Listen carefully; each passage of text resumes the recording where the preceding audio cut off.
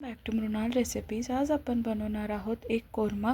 त्यासाठी सगळ्यात आधी इथे आपण पॅनमध्ये ऑइल गरम करून घ्यायचं आहे. तेल गरम करून झाल्यावर आपण इथे 2 स्लाइस्ड ऑनियन घेतलेले आहेत. त्याला आपण भाजून घ्यायचं आहे. जसं आपण बिर्याणी करताना ऑनियनला भाजून घेतो एकदम क्रिस्पी होईपर्यंत, तसं फ्राय करून घ्यायचं आहे. तुम्ही जास्त ऑइलमध्ये केल्यानंतर लवकर ते फ्राय होतील. कमी ऑइलमध्ये करायचं असेल तरीसुद्धा तुम्ही करू शकता. तर इथे आता आपला कांदा जो आहे तो फ्राय होत आलेला आहे आणि तुम्ही बघू शकता की कसा ब्राऊन कलर आलेला आहे. कांदा जोपर्यंत क्रिस्पी होत नाही तोपर्यंत फ्राय करून घ्यायचा आहे. मग कांदा आपण जो आहे तो सेपरेट करून घ्यायचा आहे. आणि जे राहिलेलं तेल आहे त्याच्यामध्येच आपण एक एक करून आहे ना बॉईल अंडी आहेत ते आपण एक एक करून ॲड करायचे आहेत. त्याच्यामध्ये थोडंसं फ्राय करायचं आहे तेलामध्ये. एक्स्ट्रीम पण फ्राय करू नका, तेलात कमी फ्राय करून घ्या. त्यानंतर थोडीशी एक साईड भाजल्यानंतर आपण साईड चेंज करून घ्यायचे आहे आणि लगेच 1 मिनटामध्ये आपण आपले जे एग्ज आहेत ते काढून घ्यायचे आहेत तेलामधून. जास्त फ्राय करणार नाही आहे आपण. त्यानंतर आपले इथे एग्ज जे आहेत ते फ्राय झालेले आहेत ऑलमोस्ट. आपण एग जे आहेत तेलामधून काढणार आहोत. आणि इथे तुम्ही बघू शकता की किती फ्राय केलेलं आहे, तेवढेच फ्राय करून घ्या. त्यानंतर आपण आता एका साईडला आहे ना आपले पेस्ट आहेत ते बनवायला घ्यायचे आहे. त्यासाठी सगळ्यात आधी इथे आपण जो फ्राय केलेला कांदा आहे तो आपण इथे टाकलेला आहे.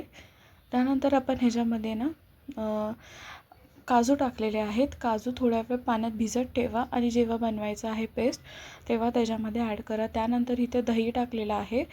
कमीत कमी आपण दही अर्धा वाटी टाकलेली आहे आणि त्याची पेस्ट बनवून घ्यायची आहे. इथे तेल गरम करायला ठेवायचं आहे. त्यामध्ये काळी मिरी, लवंग, दालचिनी हे सगळे खडे मसाले जे आहेत ना ते त्याच्यामध्ये ॲड करायचे आहेत, तेजपत्ता पण. त्यानंतर आपण जी काजूची पेस्ट बनवलेली आहे ती तेलात टाकायची आहे. तिला भाजून घ्यायचं आहे जोपर्यंत तो तेलामध्ये प्रॉपरली भाजत नाही आणि ऑइलवरती दिसत नाही तोपर्यंत आपण आपली जी पेस्ट आहे ती फ्राय करून घ्यायची आहे. त्यानंतर ह्याच्यामध्ये आपण अद्रक लसूणची पेस्ट ॲड केलेली आहे, तीसुद्धा मिक्स करून घ्यायची आहे त्याच्यामध्ये व्यवस्थित. त्यानंतर इथे आपण टोमॅटोची प्युरी घेतलेली आहे. आता आपण इथे 2 कांदे यूज केलेले होते, स्लाइस कांदे, तर आपण 2 टोमॅटोची प्युरी बनवलेली आहे इथे. आणि टोमॅटोलासुद्धा प्रॉपरली कुक करून घ्यायचं आहे. म्हणजे टोमॅटोची जी प्युरी आहे त्यालासुद्धा प्रॉपरली कुक करून घ्यायचं आहे. जर कुक नाही केलं तर कांद्याची पेस्ट जी आहे त्याची टेस्ट आणि टोमॅटो प्युरीची टेस्ट चांगली नाही लागणार. त्यानंतर आपण एक एक करून आपले सगळे जे मसाले आहेत ते ॲड करून घ्यायचे आहेत. लाल मिरची पावडर, जिरा पावडर, धना पावडर ॲड करायचे आहे. त्यानंतर गरम मसाला ॲड करणार आहोत, हळद ॲड करायची आहे आणि चवीनुसार मीठ ॲड करायचं आहे. मग त्यानंतर आपला मसाला जो आहे तो भाजून द्यायचा आहे आपल्याला व्यवस्थित.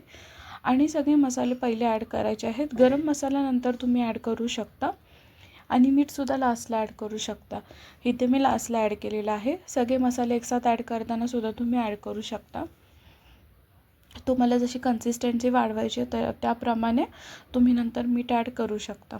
तर इथे आम्ही 1 ग्लास पाणी ॲड केलेलं होतं कारण ह्याची ग्रेव्ही आम्हाला थिक जास्त नको होती त्यासाठी. त्यानंतर आपण इथे जे फ्राय केलेले एग्ज होते ना ते एक एक करून आपण त्याच्यामध्ये ॲड केलेले आहेत. आणि त्यानंतर आपण इथे ना मलाई जी असते ना ती मलाई मिक्सरमध्ये ग्राइंड करून घेतली होती. थोडंसं पाणी टाकून ती आपण इथे ॲड करून घेणार आहोत. आणि त्यानंतर सगळ्यात लास्टला आपण कोथिंबीरने गार्निश करून घेणार आहोत. सो रेसिपी कशी वाटली ही मला कमेंट करून सांगा. आणि तुम्ही एक्स्ट्रा टेस्टसाठी त्याच्यामध्ये कसुरी मेथीसुद्धा ॲड करू शकता आणि मिक्स करून घ्यायचं आहे. So thank you so much for watching.